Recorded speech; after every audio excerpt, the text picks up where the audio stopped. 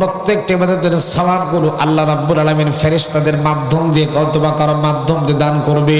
কিন্তু হাদিসে কুদসির মধ্যে এসেছে মাহে রমজানের ফজিলত, রমজানের বরকত, রমজানের মহত্ব আমার আল্লাহ রাব্বুল আলামিন নিজের হাতে দান করবেন। আবার কোন কোন বর্ণনায় পাওয়া যায় স্বয়ং আল্লাহ নিজেই রমজানের জন্য বান্দার জন্য হয়ে যাবে।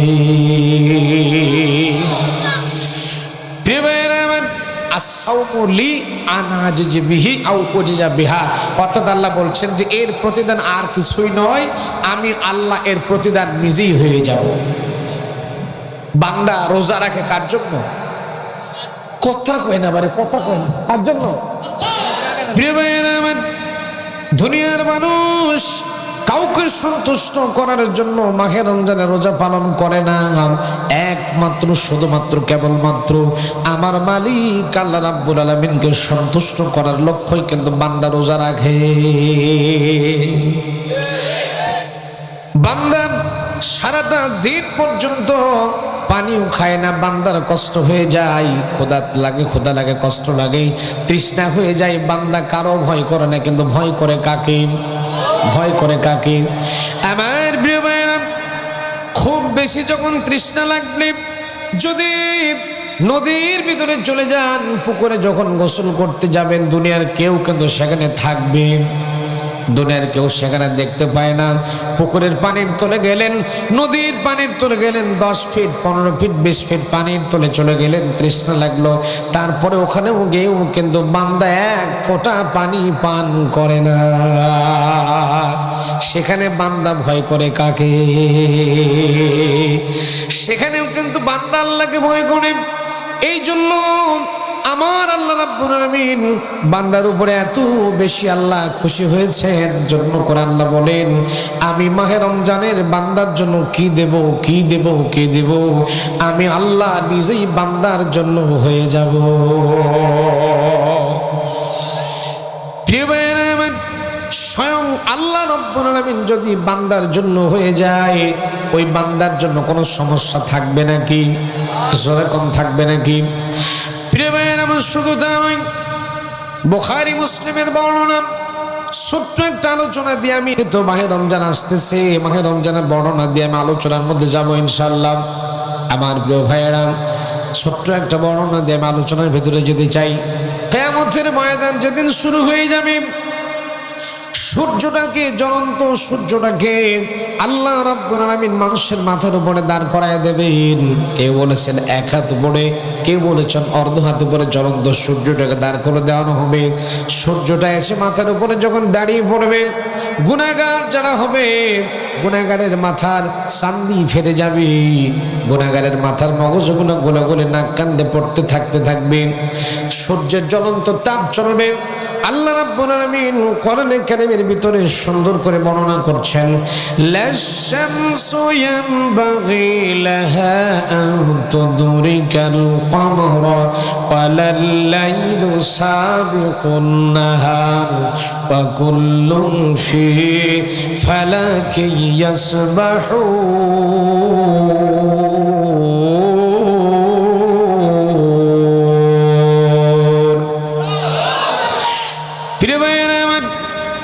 গুনাহগারের মাথার চাঁদি ফেটে যাবে, নাক দিয়া, কান দিয়া, মুখ দিয়া মগজগুলো গলে গলে পড়তে থাকবে, জিহ্বাটা নাভিস্থল পর্যন্ত ঝুলে পড়ে বান্দা পাগলের মূর্তি ধারণ করবে।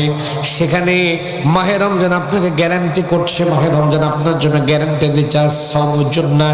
মাহে রমজান বলতেছে আমি রমজান, আমাকে যদি তুমি কদর করতে পারো, আমার মাহাত্ম্য যদি তুমি ধরে রাখতে পারো, আমাকে যদি সঠিকভাবে পালন করতে পারো, ইফতার সেহরি ইফতার বেতের যা আছে তারাবি সঠিক যদি পালন করতে পারো, আমি মাহে রমজান তোমাকে গ্যারান্টি দিলাম, দুনিয়ার মানুষ তোমাদেরকে গ্যারান্টি দিলাম, যেদিন হাসরের মাঠে জ্বলন্ত সূর্য যেদিন তোমাদের মাথার উপরে দাঁড়ায় যাবে, আমি মাহে রমজান আমাকে যদি তোমরা সঠিকভাবে পালন করতে পারো, আমি গ্যারান্টি দিলাম সেদিন তোমাদের মাথার উপরে আমি মাহে রমজান তোমাদের মাথার উপরে ছাদ হয়ে দাঁড়ায় যাব।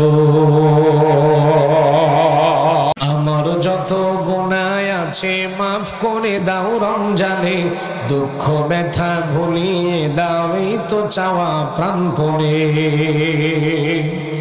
আমার যত গুনাহ আছে মাফ করে দাও রমজানে, দুঃখ ব্যথা ভুলিয়ে দাও এই তো চাওয়া প্রাণপণে। রমজানের হক আদায় করার শক্তি দাও প্রভু, তোমার স্মরণ থাকুক মনে, অন্তরে ভয় দাও প্রভু।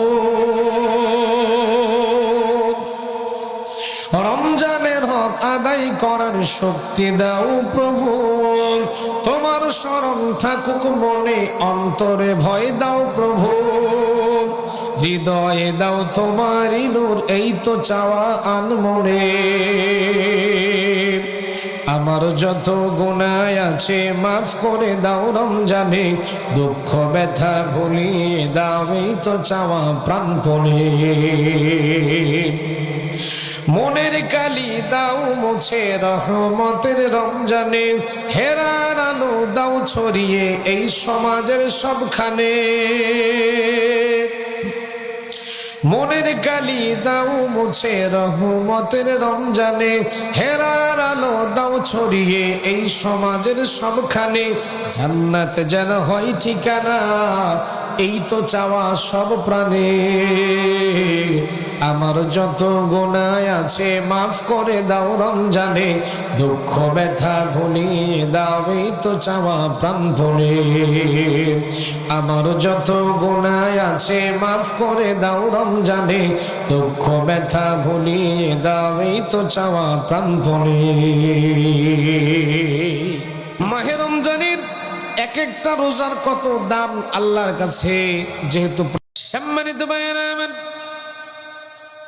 আমাদের বাংলাদেশের অধিকাংশ মানুষের চিন্তা চেতনা, মানুষের চিন্তা ভাবনা হলো হুজুর মানুষ, মৌলবি মানুষ রাষ্ট্রপতি হবে কেন, চেয়ারম্যান হবে কেন, এমপি হবে কেন, মন্ত্রী হবে কেন, ডিসি হবে কেন, এসপি হবে কেন, বড় বড় চেয়ারে কেন বসবে, বড় বড় চেয়ারে কেন পদ দখল করে থাকবে। আমাদের চিন্তা ভাবনা হলো মৌলবিরা খালি, হুজুরেরা খালি মাদ্রাসায় পড়ে থাকবে, মসজিদের মধ্যে পড়ে থাকবে। আমরা দাওয়াত দেব, আমাদের বাড়ি বাড়ি খাবে, মুরগির রান চাপাতে থাকবে, মুরগির রান খাবে, এই বাড়িতে একদিন ওই বাড়িতে একদিন দাওয়াত খেতে থাকবে। আমাদের বাড়ি বাড়ি দাওয়াত খাবে, আর মসজিদের বারান্দায় গিয়ে ভরি লুটাতে থাকবে। এটাই তো হুজুরদের কাম। কথা কয় আরে ভাইরা আমার, যখন দেখবেন হুজুর মানুষ, মৌলানা মানুষ, যখন দেখবেন আমার শহীদুজ্জামান মীর, প্রফেসর শহীদুজ্জামান ভাইয়ের মতো মানুষ যখন রাজনীতি করার জন্য দাঁড়িয়ে গেছে, পৌরসভার মেয়র পোস্টে যখন নির্বাচন করার জন্য ভোটে দাঁড়ায় গেছে, তখন দেখবেন ওই যে আপনাদের তাহিরপুর বাজারে চায়ের দোকানে বসে গল্প শুরু হয়ে যাবে। বাংলাদেশের সবচেয়ে বড় সংসদ ভবনের নাম হলো চায়ের দোকান। এক হাতে বিড়ি মারে আর এক হাতে চা মারে, ওখানে বসে গল্প করে। আহারে প্রফেসর মৌলানা শহীদুজ্জামান সাহেব এতদিন ভালোই ছিল, লোকটাও রাজনীতির মধ্যে ঢুকে গেছে, লোকটাও ভোট করার জন্য দাঁড়ায় গেছে। আসলে হুজুরেরও ক্ষমতার লোভের শেষ নাই। কথা বলেন প্রিয় ভাইয়েরা আমার, তার মানে হলো ওদের চিন্তা ভাবনা হলো সিটারি বাটপারি, চেয়ারে বসে এমপির চেয়ারে বসবো আমরা, মন্ত্রীর চেয়ারে বসবো আমরা, চেয়ারম্যান হবো আমরা, মেম্বার হবো আমরা, সিটারি বাটপারি যা করা লাগে আমরা করবো। রিলিফের গম মেরে খাবো, রাস্তার ইট মেরে খাবো, সিমেন্ট খাবো, ইট খাবো, খোয়া খাবো, যা আছে ব্রিজের রড মেরে খাবো, গোষ্ঠী শুদ্ধ আমরাই শুধু মারবো। আর হুজুরেরা খালি মসজিদের মধ্যে থাকবে, খানকার মধ্যে, মাদ্রাসার মধ্যে শুধু তাবিজ চালাবে আর তোমরা করবে, তসবি তাহলিল করবে। এটাই হুজুরদের কামড়, হুজুরদের এবার এগুলো নিয়ে পড়ে থাক। ভাইরা এটাই যদি ইসলাম হতো তাহলে ইসলাম কিন্তু পরিপূর্ণ ধর্মের নাম হতো না। অথচ আল্লাহ রাব্বুল আলামিন কোরআনে কারীমের ভিতরে এত সুন্দর করে বর্ণনা করছেন, দুনিয়ার মুমিনেরা আমানু দুখুলু ফিস সিলমি কাফা, ইসলামের ঘরের মধ্যে ঢোকো পুরাপুরি। লক্ষ্য করুন, আমার নবীজির জীবন অনুসরণ করাই লাগবে। এটা নফল কাম নাকি? কি ভাইরা, নামাজ যেমন ফরজ পড়াই লাগবে, রোজা যেমন ফরজ করাই লাগবে, হজ যাকাত যেমন ফরজ করাই লাগবে, ঠিক তেমন করেই আল্লাহ রাব্বুল আলামিন ঘোষণা দিয়েছেন, আমাকে যদি পেতে চাও, আমার ভালোবাসা যদি তোমরা অর্জন করতে চাও, আমার সন্তুষ্টি যদি তোমরা লাভ করতে চাও, তাহলে আমার নবীকে দেখে দেখে আমার নবীর মতো জীবন তোমরা তৈরি করো। আমার প্রিয় ভাইয়েরা, যদি ইসলাম যদি এটাই হতো, আমার নবীজি রাষ্ট্রনায়কের দায়িত্ব পালন করতেন না, নবীজি রাষ্ট্রপতিও হতেন না, ঠিক না? যখন আমাদের দেশের ভিতরে কিছু তেলা মৌলবি আছে না নাই, তেলা হুজুর আছে, এরা বলে ভাই রাজনীতি ফাজনীতি কোরআনে নাই, রাজনীতি ফাজনীতির মধ্যে আমরা নাই, ওসব খালি ওরা জামাইত্যা হুজুরেরা করে। নাম দিয়েছে কি জামাইত্যা, কথা কয় না। আচ্ছা বলেন, যারা ইসলাম প্রতিষ্ঠার আন্দোলনের কর্মী, যারা ইসলামী আন্দোলনের কর্মী, এদের সম্পর্কে মুখ ভেঙচে কথা বলে এইরকম সমাজের হুজুর নামক খেজুর আছে না নাই? আসতে কোনটা আছে না নাই? এরা এই সমাজের কীট, লক্ষ্য করবেন, এরা হলো সমাজের নির্ভেজাল মুনাফিক। আল্লাহ রাব্বুল আলামিন বলেন, ও নবী, কাকে বলছেন? আল্লাহ নবীজিকে আল্লাহ রাব্বুল আলামিন বলেন, নবীজি আপনি দুনিয়ার মানুষকে জানিয়ে দেন, কুল ইন কুনতুম তুহিব্বুনাল্লাহ ফাত্তাবিউনি। দুনিয়ার মানুষ যদি তোমরা আমি আল্লাহকে, ইন কুনতুম তুহিব্বুনাল্লাহ, যদি তোমরা আল্লাহর ভালোবাসা পেতে চাও, আল্লাহর সন্তুষ্টি যদি অর্জন করতে চাও, আল্লাহর প্রিয় পাত্র যদি হতে চাও, আল্লাহর নিকটবর্তী যদি হতে চাও, আল্লাহর কাছের বান্দা যদি তোমরা হতে চাও, তাহলে ফাত্তাবিউনি, আমি নবী আমাকে দেখে দেখে অনুসরণ করো, আমি যা করতেছি কামগুলা তোমরাও করো। তাহলে কি হবে? আমরা অথচ অনেক মৌলবি আছে দেখবেন, অনেক আলেম আছে এই আয়াতের ভুল অর্থ করে ওরা বলে আল্লাহকে ভালোবাসতে চাইলে নবীকে ভালোবাসা লাগবে, তাহলে আল্লাহও ভালোবাসবে, এই আয়াতের অনুবাদ করে দেয়। অথচ এই আয়াতের জায়গায় কিন্তু কোনো জায়গায় আমি ব্যাখ্যার মধ্যে পাইনি। স্পষ্ট ব্যাখ্যা হলো, আল্লাহর ভালোবাসা অর্জন করতে চাইলে আল্লাহর নবীকে দেখে দেখে অনুসরণ করা লাগবে। তাহলে কি হবে? আল্লাহ বলেন, ইউহিব্বুকুমুল্লাহ, আমি আল্লাহ তোমাদেরকে ভালোবাসবো, ওয়াগফির লাকুম, তোমাদের মাফ করে দেব, যুনুবাকুম, জাম্বুন মানে হলো গুনাহ, জাম্বুন মানে পাপ, আমি আল্লাহ যুনুবাকুম, যত গুনাহ তোমরা করেছো, যত পাপ তোমরা করেছো, সবগুলো গুনাহকে যদি আমার নবীকে তোমরা অনুসরণ করতে পারো, আমি আল্লাহ তোমাদের জীবনের গুনাহগুলা মাফ করে দেব। আর আল্লাহর চাইতে অনুগ্রহশীল পৃথিবীতে আর কেউ নাই। আল্লাহু আকবার। তাহলে নবীজিকে দেখে দেখে অনুসরণ করার দরকার আছে না নাই? প্রিয় ভাইয়েরা আমার, কান লাগান, আমার নবীজি যখন মক্কায় যখন মার খাইতে লাগলেন, মার খাইতে খাইতে নবীজির পরিস্থিতি যখন খারাপের দিকে যাচ্ছিল, আমার নবীজি আবার দোয়া করলেন, আল্লাহ ওয়াজআলনি মিন লাদুনকা সুলতানান নাসীরা। নবীজি আল্লাহর কাছে দোয়া করলেন, রব্বুল আলামিন, আমি আর মার খেতে পারবো না, আল্লাহ তুমি আমাকে দেশের বাদশা বানায় দাও, দেশের রাষ্ট্রপতি বানায় দাও, দেশের রাষ্ট্রনায়ক বানায় দাও। নবী যদি রাষ্ট্রপতি হওয়ার জন্য দোয়া করেন, তাহলে আপনার আমার মতো নবীর উম্মতদের খাওয়ার স্বপ্ন দেখার দরকার আছে না নাই? আপনি যদি সারা জীবন যদি মসজিদের মধ্যে পড়ে থাকেন, মাদ্রাসার মধ্যে পড়ে থাকেন, আর যদি রাজনীতি যদি না করেন, কিয়ামত হয়ে যাবে, রাষ্ট্রনায়ক হতে পারবেন না। আমার প্রিয় ভাইয়েরা, রাষ্ট্রনায়ক হতে গেলে রাজনীতি করার দরকার আছে না নাই? আছে না নাই? প্রিয় ভাইয়েরা আমার, এবার দলিল নিয়ে যান। কেননা রাজনীতি করবেন কেমন করে? সঠিক নেতা নির্বাচন করা লাগবে, ঠিক না? কথা বলেন না কেন? রাজনীতি করতে গেলে সঠিক একজন নেতা আপনাকে বাছাই করতে হবে। কেননা নেতা যদি ঠিক থাকে আপনি ঠিক, নেতা যদি ঠিক না হয় আপনি ঠিক হতে পারবেন এই জন্য রাজনীতি করতে গেলে সঠিক একজন নেতা নির্বাচন করার দরকার আছে না নাই? আল্লাহ রাব্বুল আলামিন কি সুন্দর করে জানায় দিলেন, ওয়ালতাকুম মিনকুম উম্মাতুন ইয়াদউনা ইলাল খায়রি ওয়া ইয়া'মুরুনা বিল মা'রুফি ওয়া ইয়ানহাউনা আনিল মুনকার ওয়া উলাইকা হুমুল মুফলিহুন।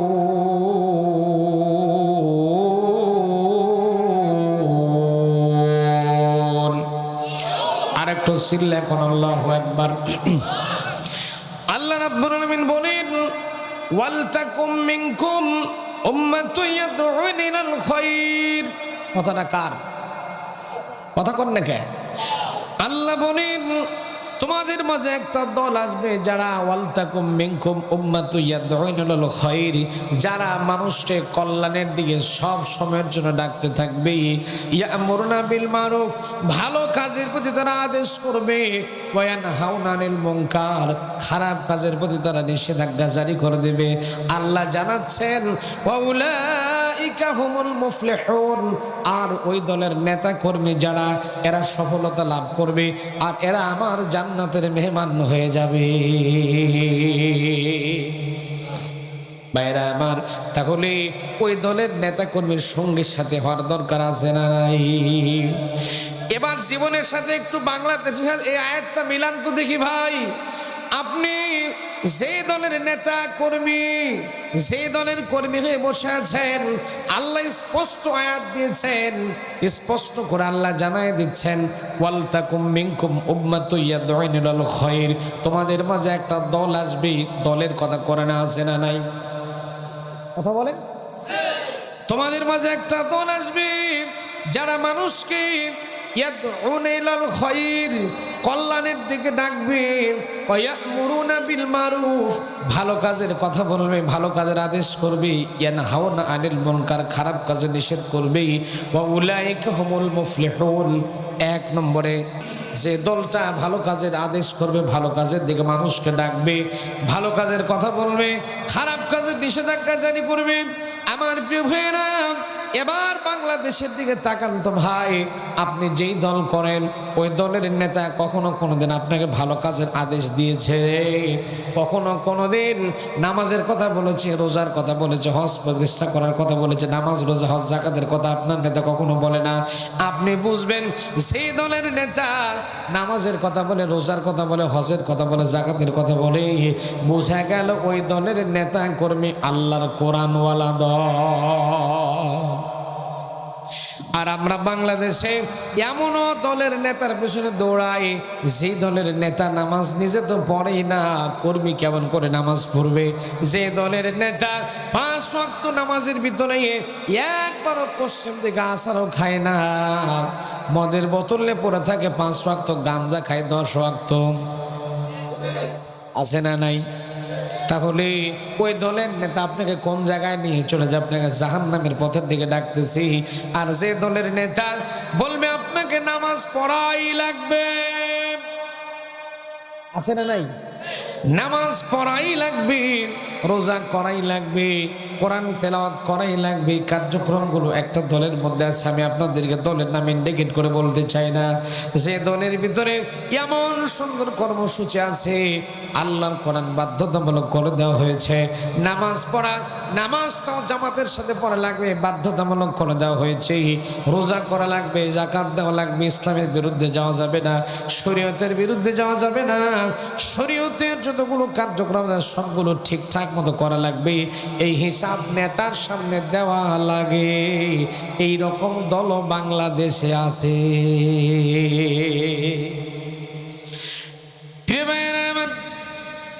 গভীর মনোযোগ দেন, বুঝতে পারবেন আমার কথাগুলো। ছোট্ট ছোট্ট করে একটু বুঝিয়ে দেয় আপনাদেরকে, একটু কান লাগান, গভীর দিলের কানটা একটু লাগাই দেন আমার ভাইয়েরা। এই জন্য এই নেতার সামনে আপনাকে যাওয়া লাগবে। আমার প্রিয় ভাইয়েরা, বাংলাদেশে কিছু কিছু হাইব্রিড মার্কা মোষওয়ালা নেতা আছে, এরা হাসে না কান্দে আল্লাহই ভালো জানে। এই সমস্ত কিছু কিছু সিটার বাটপার চোরার ডাকাত মারার নেতা আছে যারা চায় না আল্লাহর কোরআনের আইন প্রতিষ্ঠিত হয়ে যায়, আল্লাহর কোরআন দেওয়ার দেশ চলুক, সমাজ চলুক, রাষ্ট্র চলুক। এই জিনিসটা তারা চায় না। কেননা আল্লাহর কোরআন যদি প্রতিষ্ঠিত হয়ে যায়, চুরি করলে কি করবে? এই কথা কর না গায়, চুরি করলে কি করবে? যেই হোক না কেন, নিজের দলের হোক, নিজের কাছের হোক, নিজের ঘরের হোক, নিজের বাড়ির হোক, চুরি করলেই কি করবে? হাত কেটে নেবে। এবার বাংলাদেশের প্রেক্ষাপটের দিকে লক্ষ্য করে দেখেন তো ভাই, বাংলাদেশের অধিকাংশ নেতা যারা কোনো কর্ম নাই, যাদের শুধু চিন্তা ভাবনা রাজনীতি করা, বুঝবেন এরা সবচাইতে বাংলাদেশের মধ্যে সিটার বাটপার চোরার দুর্নীতিবাজ। এরা শুধু ক্ষমতার চেয়ারে যেতে চায়, সিটারি বাটপারি করার জন্য, চুরি করে খাওয়ার জন্য। এই জন্য এরা কোরআনের আইন প্রতিষ্ঠা হওয়ার কাজে বাধা দেয়। কেননা এরা ভালো করে জানে কোরআন যদি প্রতিষ্ঠিত হয়ে যায়, তাহলে চুরি করে, সিটারি করে, বাটপারি করে দেশের টাকা চুরি করে বিদেশে পাচার করা যাবে না। কেননা চুরি করলেই কি করবে? লক্ষ্য করুন। তাহলে এবার জীবনের সাথে মিল কোরআন তো দেখি ভাই, বাংলাদেশের আল্লাহর কোরআন যদি বাংলাদেশে প্রতিষ্ঠিত হয়ে যায়, লক্ষ্য করে দেখা লাগবে অধিকাংশ নেতারা হাত থাকবে না। থাকবে থাকবে থাকবে। এখন আসেন দলিল নিয়ে যান, কারা এই কোরআনের আইনের বিরুদ্ধাচরণ করে, কারা? লক্ষ্য করেন ভাইয়েরা আমার, আল্লাহর কোরআন দিয়ে যদি দেশ চলে, সমাজ চলে, রাষ্ট্র চলে, তাহলে মানুষ শান্তি লাভ করবে। অথচ এই কোরআনের আইন প্রতিষ্ঠিত হতে দিতে চায় না, তারা হলো মুনাফিক। আল্লাহ রাব্বুল আলামিন সূরা নিসার 61 নম্বর আয়াতে আল্লাহ রাব্বুল আলামিন ক্লিয়ার করে দিয়েছেন, আপনাদের সামনে একটু উপস্থাপন করছি। আল্লাহ রাব্বুল আলামিন বলেন, وَإِذَا قِيلَ لَهُمْ تَعَالَوْا إِلَى مَا أَنزَلَ اللَّهُ وَإِلَى الرَّسُولِ رَأَيْتَ الْمُنَافِقِينَ يَصُدُّونَ عَنكَ صُدُودًا।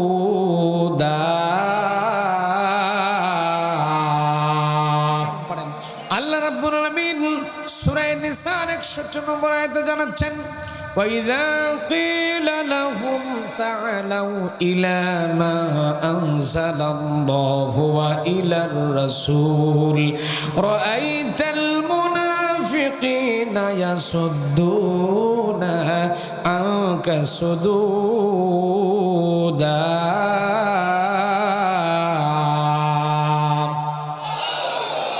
ভাই, আপনি যে দল করেন করেন, আমার আপত্তি নেই, কিন্তু কোরআন তো মানবো নাকি?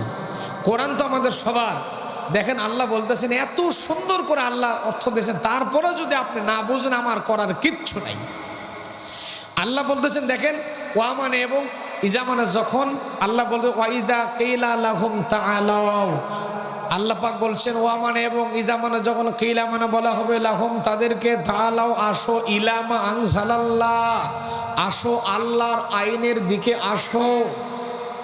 খেয়াল করেন, খেয়াল করেন আয়াতের দিকে, অর্থের দিকে খেয়াল করেন। আল্লাহর আইনের দিকে আসো, ওয়াইলার রাসূল রাসূলের দলের দিকে আসো। কোন দল? কোন দল? রাসূলের দলের দিকে আসো।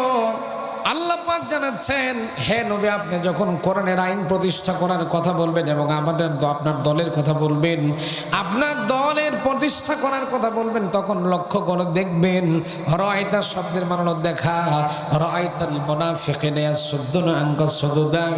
হে নবী, আপনি দেখবেন মুনাফিক যারা হবে, এরা আস্তে করে আপনার লাইন থেকে কেটে বিদায় নেবে।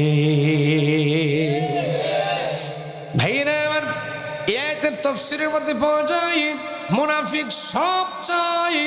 মুনাফিক নামাজ পড়তে বলে, রোজা করতে বলেন, হজ করেন, সব করেন, দাড়ি রাখেন, টুপি রাখেন, মুনাফিকের কোনো আপত্তি নাই। মুনাফিক নামাজ, রোজা, হজ, যাকাত, দাড়ি, টুপি, নামাজ, পাগড়ি সব চাই, কিন্তু আল্লাহর আইন দিয়া, আল্লাহর কোরআন দিয়া দেশ চলুক, সমাজ চলুক, রাষ্ট্র চলুক, এই জিনিসটা মুনাফিক যারা, তারা চায় না। এবার রাজশাহীর মুসলমান জীবনের সঙ্গে একটা মিল করেন তো দেখি ভাই, এমনও মুসলমান বাংলাদেশে আছে নামাজ রোজা হজ যাকাত সব চাইবে, কিন্তু আল্লাহর আইন যারা পাস করার জন্য চাইবে না, আল্লাহর আইন যারা প্রতিষ্ঠিত করার কাজ যারা করবে না, আমার আল্লাহ নিজে দলিল দিচ্ছেন এরা দুনিয়ার মধ্যে নির্ভেজাল মুনাফিক। কথা বলেন ঠিক কিনা বলেন? প্রিয় ভাইয়েরা আমার, আল্লাহর আইন যদি প্রতিষ্ঠিত হয়ে যায়, সিটার বাটপার চোর ডাকাত থাকবে। কথা বলেন না কেন? থাকবে। এই যে ভাইয়েরা আমার, আমি মক্কা মদিনা সহ বিশ্বের অনেকগুলো দেশে ভ্রমণ করেছি, ভারতের সবগুলো রাজ্যে গিয়েছি, তারপরে দুবাই, কুয়েত, কাতার, আবুধাবি, বাহারেন, মক্কা মদিনা সব জায়গায় আল্লাহ আমাকে নিয়েছে। মক্কা মদিনা অনেকগুলো স্টেট আমি সফর করে ঘুরে ঘুরে দেখেছি। প্রিয় ভাইয়েরা আমার, মদিনার ভিতরে মদিনার একটা দোকানের সোনা যদি এক জায়গায় একত্র করা হয়, আপনি রাজশাহী শহরের সবগুলো সোনাকে এক জায়গায় একত্র করবেন, তারপরে মদিনার একটা দোকানের সমান সোনা কিন্তু হবে না। এতগুলো সোনা মদিনার এক একটা দোকানের ভিতরে আছে আমার প্রিয় ভাইরা। অথচ আল্লাহু আকবার যখন হয়ে যায়, আজানের ধ্বনি যখন হয়ে যায়, সব দোকানপাট ওপেন থাকে, খোলা থাকে, উন্মুক্ত থাকে। দোকানের মালিক, শ্রমিক, কর্মচারী সবগুলা ছুটে চলে গেল, নামাজের দিকে চলে গেল। এখন নামাজের দিকে দৌড়াচ্ছে, দোকানে আর কেউ থাকলো না। কোটি কোটি টাকার সোনার দোকান পড়ে আছে, দোকান ওপেনলি থাকে, 1 টাকার সোনা চুরি হয় না। দোকানটা পাহারা দেয় কে? অথচ বাংলাদেশের মাটিতে আমরা যখন মসজিদে নামাজ পড়তে ঢুকি, মসজিদ থেকে বের হওয়ার পরে দেখি নতুন জুতাই নাই।